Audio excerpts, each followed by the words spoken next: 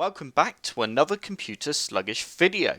Have you subscribed to our YouTube channel yet? If not, be sure to click on the big red subscribe button and click on the bell to get notified when we upload a new video.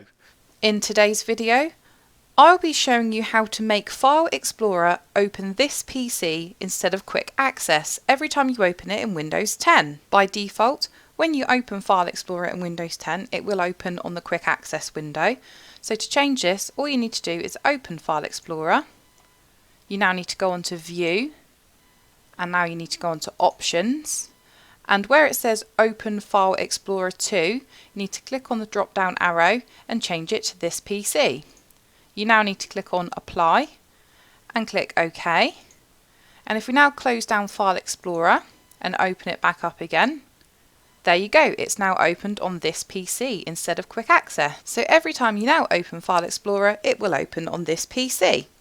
And that's it for this tutorial. I hope this video did help. If it did, hit the like button below and subscribe. Don't forget to check out my social media channels and forum.